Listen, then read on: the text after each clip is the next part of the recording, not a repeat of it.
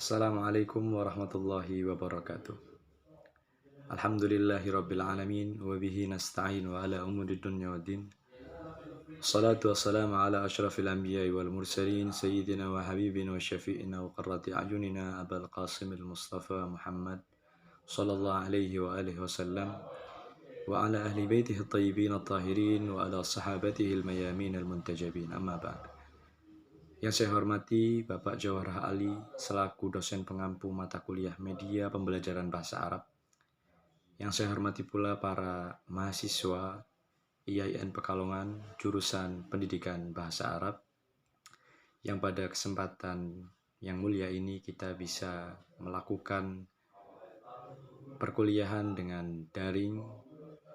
Kami akan mempresentasikan hasil dari kelompok kami, hasil diskusi kelompok kami yang insya Allah akan dibawakan oleh pemateri pertama, kemudian pemateri kedua dan pemateri ketiga. Langsung saja kita sambut pemateri pertama untuk memaparkan hasil diskusi kelompok kami. Assalamualaikum warahmatullahi wabarakatuh.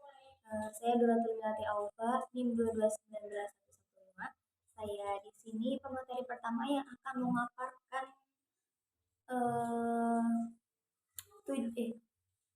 pengertian dan tujuan maharoh istimewa.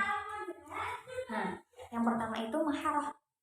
Maharoh sendiri adalah kata yang berasal dari bahasa Arab, yakni suku kata maharoh yang berarti pandai.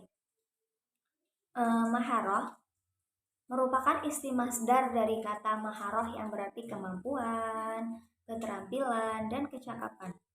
Sedangkan istima itu ada dua, secara bahasa dan secara istilah. Secara bahasa dulu ya. Secara bahasa dulu itu dari kata samia, sam'an, sim'an, samaan, samaatan, sama'iyatan, yang artinya adalah mendengar. Terus istimewa secara istilah adalah sarana yang pertama yang digunakan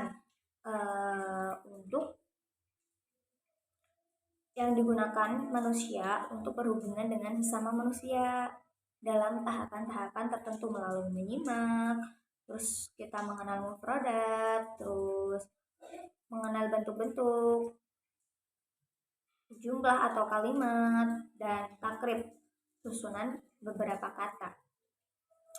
Dalam proses menyimak, memusatkan perhatian kepada objek yang disimak dalam rangka mencapai maksud-maksud tertentu.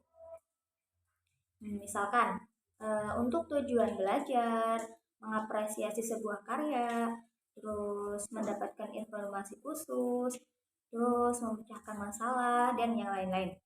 Terus, jadi kalau digabungkan maharoh dan maharoh istimewa itu kemampuan mendengar adalah salah satu dari kemampuan kebahasaan 4, yaitu mendengar atau istimewa, terus menulis berbicara atau kalam, terus membaca atau al-qiraah, dan yang terakhir itu menulis atau kitabah, yang dipelajari pertama kali oleh mahasiswa sebelum belajar kemampuan yang lainnya.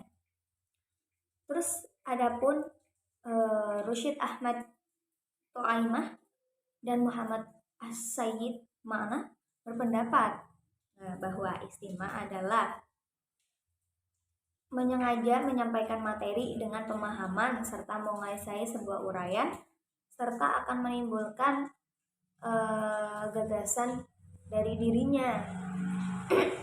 Jadi, istimewa adalah aktivitas manusia bertujuan pada beberapa hal. Ya, itu yang pertama, penguasaan, pemahaman, terus penjabaran, penafsiran, dan proses peningkatan IQ. Dalam seni mendengar, terdapat beragam keterampilan yang seharusnya para guru mampu merealisasikan dan menetapkan kepada murid-muridnya. serta menumbuhkan dalam dirinya yang kedua, yaitu tujuan. Tujuan pembelajaran Maharoh Istima. Tujuan pokok Istima adalah agar pendengar memperoleh pengetahuan yang sempurna dan mendalam. Namun ada tujuan lain dalam Istima, yaitu membiasakan mendengar dengan baik, terus mempelajari cara-cara mendengar, membiasakan kritik atas apa yang didengar, membiasakan membedakan ucapan yang berbeda-beda, terus membiasakan mengikuti teks dan mengetahui apa yang dibicarakan, mengetahui pentingnya kata dan peranan dan dengan arti yang berbeda, terus memperoleh kemampuan memahami penutur dan maksud dari ucapannya, mengembangkan kemampuan bertanggung jawab dan berdiskusi seputar apa yang didengar, mengembangkan kemampuan berpikir secara cepat, terus mengembangkan kemampuan membedakan ide-ide pokok dan ide-ide penjelas, mengembangkan kemampuan pengetahuan tempat dan lingkungan atau mendengar dengan baik.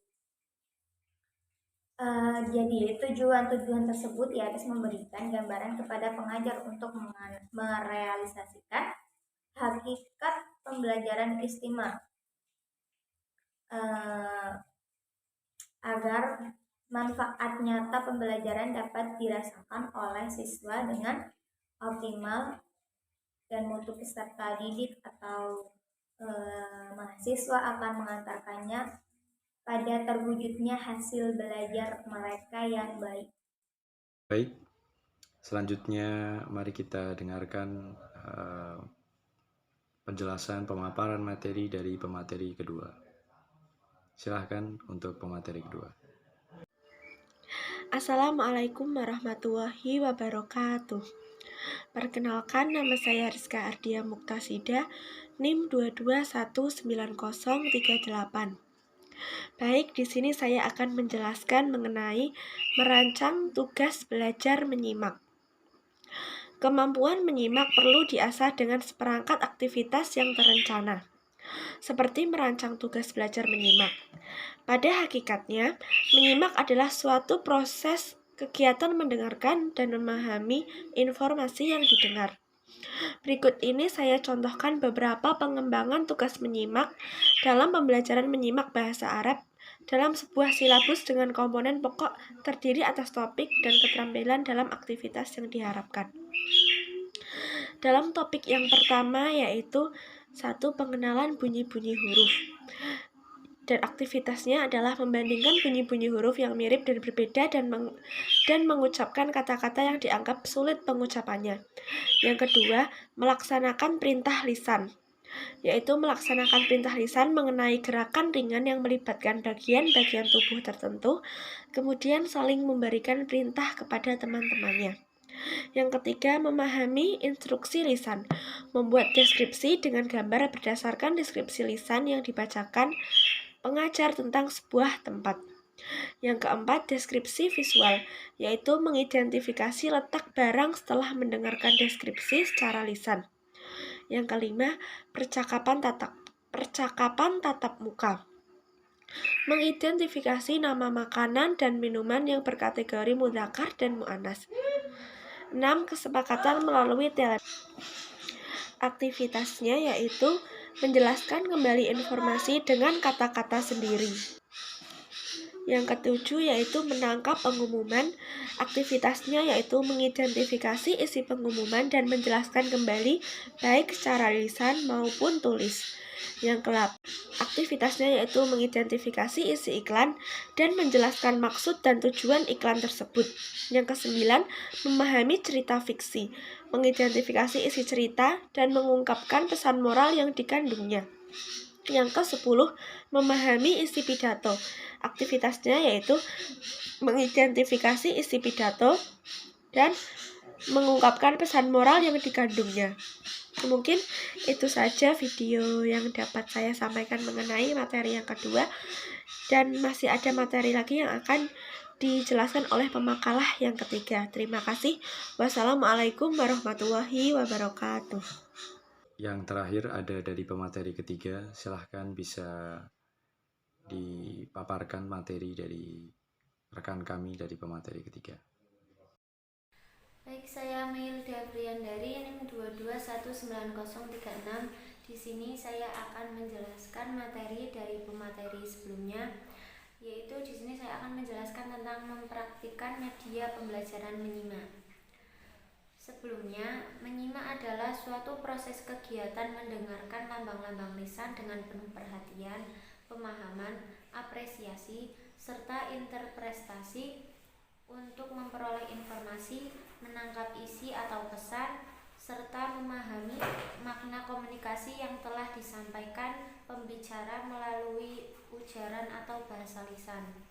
Nah, adapun tahap-tahap menyimak, yaitu diantaranya tahap mendengar, memahami, menginterpretasi, mengevaluasi isi simakan, dan tahap menanggapi. Sekarang ini banyak cara untuk mengajak siswa agar bisa menyimak dengan tidak membosankan, misalnya dengan penanaman literasi melalui pembelajaran menyimak digital. Nah, penanaman media ini dapat dilakukan dengan memanfaatkan media flash sebagai bahan untuk membuat media digital agar siswa dapat tertarik, sehingga akan memunculkan semangat mereka untuk menyimak materi yang dipaparkan. Hal tersebut sebagai penanaman gerakan melek literasi siswa. Nah, dalam media tersebut itu dilengkapi juga contoh bagaimana teknik pembacaan bahan simakan yang benar, sehingga selain menyimak materi yang diajarkan, peserta didik dapat belajar langsung, mempraktikkan secara langsung secara berpuisi, berpidato, berceramah dengan baik dan benar. Dalam media tersebut juga terdapat soal evaluasi, di mana evaluasi ini sangat memperhatikan tingkat pemahaman siswa yang dinilai dari sisi literasi membacanya. Siswa dapat aktif secara mandiri melalui media ini, yang secara tidak langsung kemampuan untuk berliterasi akan bertambah. Alhamdulillahirrabbilalamin. Penjelasan pemateri semoga bisa dipahami oleh audiens semuanya. Maka dengan berakhirnya penjelasan pemateri terakhir, maka saya selaku moderator dan mewakili segenap kelompok kami mengucapkan terima kasih atas segala perhatian dan mohon maaf bila ada kekurangan. Selanjutnya kita melakukan sesi tanya jawab di Classroom, di Google Classroom. Silahkan bagi rekan-rekan semuanya bisa masuk ke Classroom. Terima kasih. Assalamualaikum warahmatullahi wabarakatuh.